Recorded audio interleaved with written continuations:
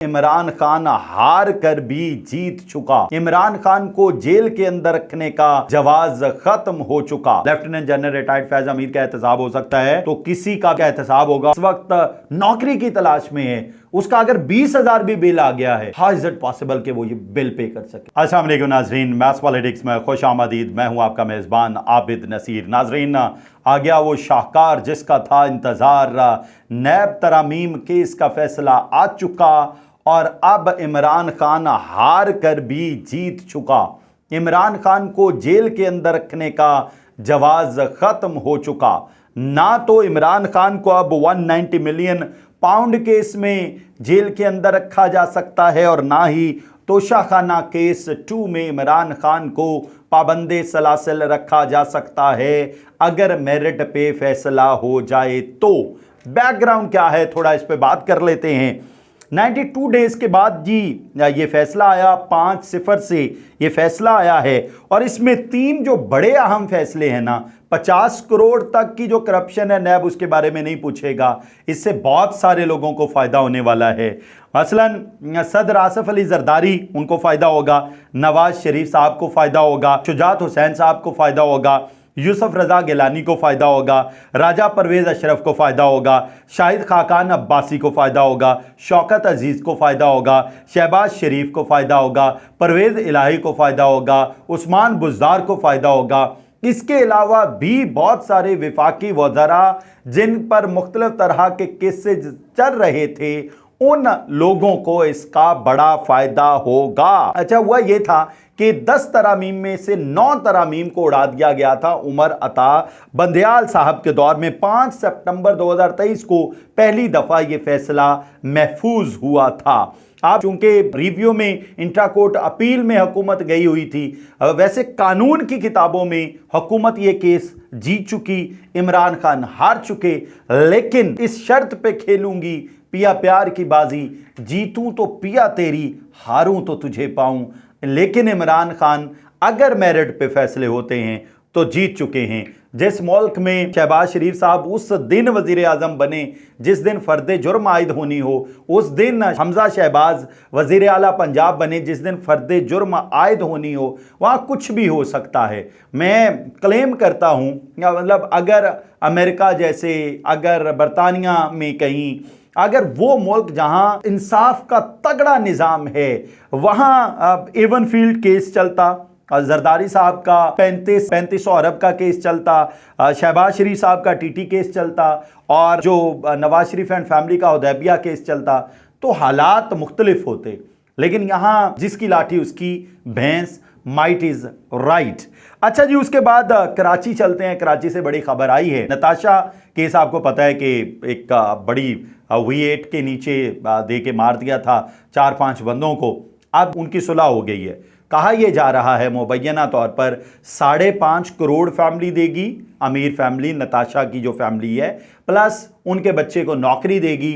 इसके एवज आपस में माफ़ी तलाफ़ी हो गई है और आज सारे जो हैं वो कॉन्टैक्ट्स होते हैं वो जमा हो जाएंगे अदालत में। अगली खबर जी, कल की जो प्रेस कॉन्फ्रेंस थी DGI-SPR की, बड़ी तगड़ी प्रेस कॉन्फ्रेंस थी। 3 चीज़ें जो इसमें से मैंने अखज़ की हैं या अखज़ की जा सकती हैं, वो बड़ी इंपॉर्टेंट हैं।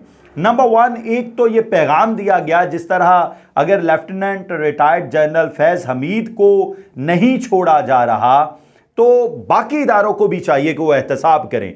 बाकी इदारे क्यों नहीं आगे आते और एहतसाब का अमल शुरू करते? जिन्होंने सियासत में अपना किरदार अदा किया, जिन लोगों ने भी इदारों में बैठ के सियासी किरदार अदा किया, उनकी ऐसी की तैसी होनी चाहिए। अच्छा, इसमें मेरा ख्याल है कि जस्टिस साकिब निसार और जस्टिस उमर अता बंदयाल और जस्टिस खोसा की तरफ इशारा है उन्होंने, क्योंकि हुकूमत जस्टिस खोसा से बड़ी नाराज़ है, जस्टिस साकिब निसार से बड़ी नाराज़ है, जस्टिस उमर अता बंदयाल से बहुत नाराज़ है।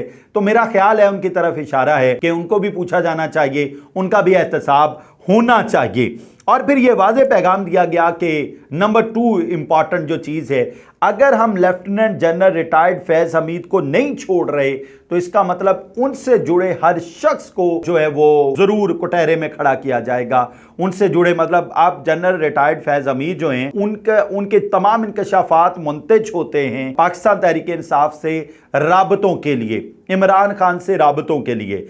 अच्छा, पाकिस्तान तहरीक इंसाफ के जो तर्जुमान है ना, वो एक बड़ा क्लेम कर रहे हैं कि एक इस्तीफा संभाला नहीं जा रहा इन लोगों से, और ये कह रहे हैं कि इमरान खान का मिलिट्री ट्रायल होगा। ये नहीं हो सकता। लेकिन मेरा ख्याल है कि कल की प्रेस कॉन्फ्रेंस से ये वाज़ेह पैगाम दे दिया गया है कि इमरान खान को भी कुटहरे में खड़ा किया जा सकता है, इमरान खान को भी शायद मिलिट्री कोर्ट्स में ले जाया जाएगा। खुदा ना करे ऐसा कुछ हो। अगर होता है, वैसे इस्लामाबाद हाई कोर्ट में दरखास्त सबमिट करवा दी गई थी, पाकिस्तान तहरीक इंसाफ की जानिब से अदालत ने दरखास्त वापस भी कर दी थी, और उसके बाद दोबारा दरखास्त मेरा ख्याल है दायर की जाएगी, और मेरा ख्याल है इस दरखास्त को शायद कबूल करके इस पर कोई बातचीत भी की जाए, कोई ऐसी तौजीह पेश की जाए कि अगर ये है तो ये होना चाहिए, अगर ये नहीं है तो ये नहीं होना चाहिए। बहरहाल अफसोसनाक है। अच्छा, उसके बाद जी बलूचिस्तान के हवाले से बात की गई, बड़ी इंपॉर्टेंट बात है। बलूचिस्तान रकबे के लिहाज से पाकिस्तान का सबसे बड़ा सूबा है, और यह कहा गया कि वहां जगह जगह पे डेवलपमेंट हो रही है। प्रॉब्लम है इसके वहां का जो अज खुद जो रेवेन्यू है ना, वो नहीं जनरेट हो रहा। 500 अरब मिलता है विफाक की जानिब से। टोटल जितने मिनरल्स, जितनी वहां माइनिंग हो रही है, उसे सिर्फ 250 अरब प्रोड्यूस होता है, जो कि बहुत कम है। अब लोगों को चाहिए, बलूचिस्तान हुकूमत को चाहिए, बलूचिस्तान के स्टेक होल्डर्स को चाहिए कि वो लोग खुद पैसा प्रोड्यूस करें, और बलूचिस्तान तरक्की तभी कर सकेगा। इंपॉर्टेंट चीज़ है, हर सूबे को चाहिए, पंजाब को चाहिए ज़्यादा पैसा प्रोड्यूस करे, लेकिन पैसा इस तरह ना प्रोड्यूस किया जाए कि एक तरफ करप्शन की लाजवाल दास्तानें हो, दूसरी तरफ गरीब आदमी पे टैक्स पे टैक्स, टैक्स पे टैक्स। 10 मरले के घर में रहते हो तो इतना टैक्स दे दो, 5 मरले के घर में रहते हो तो इतना टैक्स दे दो, 2 मरले का घर है तो इतना टैक्स दे दो। बिल मतलब वुड यू इमेजिन, मेरा बिल 68,000 इस महीने का, 68,523।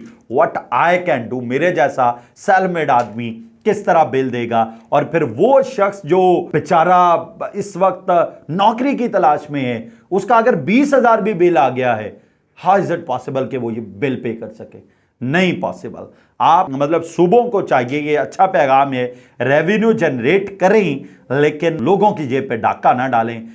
ठीक है, अच्छी बात है, बच्चों को दूध मिलना चाहिए। मरियम नवाज का ये कदम मुझे बुरा नहीं लगता। बच्चों को ग़िज़ा भी मिलनी चाहिए, हमारे बच्चे स्ट्रांग होने चाहिए, लेकिन इस चीज़ पे ज़्यादा तवज्जो देनी चाहिए कि हमारा कोई बच्चा, पढ़ा लिखा बच्चा बेरोज़गार ना हो। ये इन बच्चों ने तो आना है ना। अभी जो बच्चे फील्ड में बेचारे बेरोजगार फिर रहे हैं, उनको नौकरियां देना, उनके लिए इंतजाम करें।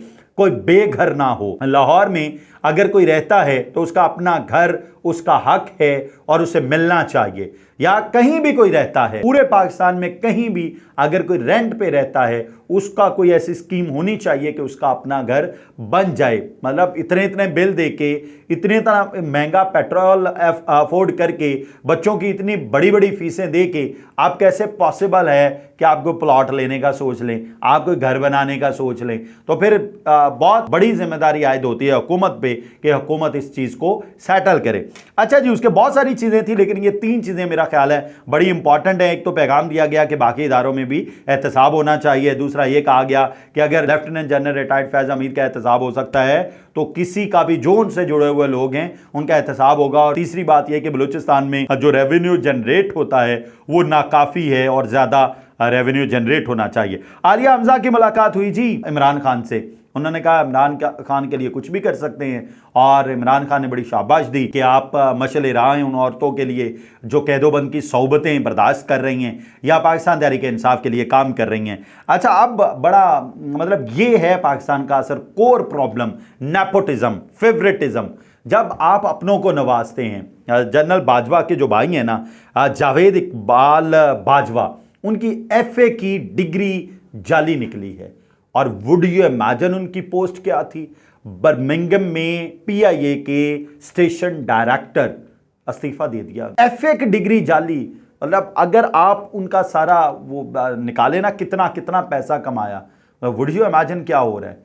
ये है असल वो कोर प्रॉब्लम जो पाकिस्तान में फौरी तौर पे खत्म होना चाहिए। जब तक ये मसला एंड पे नहीं ना जाएगा, जब ये मसले का कला कमा नहीं होगा, FA पास, मैट्रिक पास, अपने रिश्तेदारों, अपने भाइयों को इदारों पर बहुत बड़ा बोझ बना दिया जाए, तो गरीब आदमी को तो फिर यही मिलना है, दिलासा ही मिलना है। शायद अब तो वो दिलासा भी नहीं मिल रहा, महंगे महंगे बिल मिलेंगे, गरीब आदमी का बच्चा बेरोजगार होगा, गरीब आदमी का बच्चा पढ़ नहीं सकेगा, गरीब आदमी का बच्चा ग़िज़ाई किल्लत से मर जाएगा, फिर यही कुछ होगा। Last but not least is 6 सितंबर 1965, आज 55 साल मुकम्मल हो चुके और अल्हम्दुलिल्लाह पाक फौज ने यह प्रूव किया कि पाकिस्तान का दिफा बहुत मजबूत है। वो लोग जो कह उड़ा रहे थे, कह रहे थे कि जिम खाना क्लब में नाश्ता करेंगे, उनको अपनी जान खतरे में नजर आई और उन्हें उल्टे पांव भागना पड़ा और पाकिस्तान ने ज़मीनी, फ़िज़ाई और बहरी हर महाज पे दुश्मन को चारों शाने चित किया। हमें नए अज़्म और नए जोश, नए जज्बे और उलुल अज़्म होके इंशाअल्लाह दुश्मन की आंखों में आंखें डाल के हमेशा ये पैगाम देना है कि जो उंगली हमारी मुल्क की सलामती की तरफ बढ़ेगी, उस उंगली को हम तोड़ के रख देंगे। जो कलाई हमारी मुल्क की तरफ आएगी, उस कलाई को मरोड़ के रख देंगे और जो पंजा हमारे मुल्क की तरफ बढ़ेगा, उस पंजे को बिल्कुल तन से जुदा कर दिया जाएगा और जो आंख, मैली आंख से वतन की सलामती की तरफ देखेगी, वो आंखें निकाल दी जाएंगी। खुदा करे कि मेरी अर्ज़ पाक पे उतरे वो फसले गुल जिसे अंदेशाए ज़वाल ना हो। इजाज़त दीजिए, अल्लाह हाफ़िज़।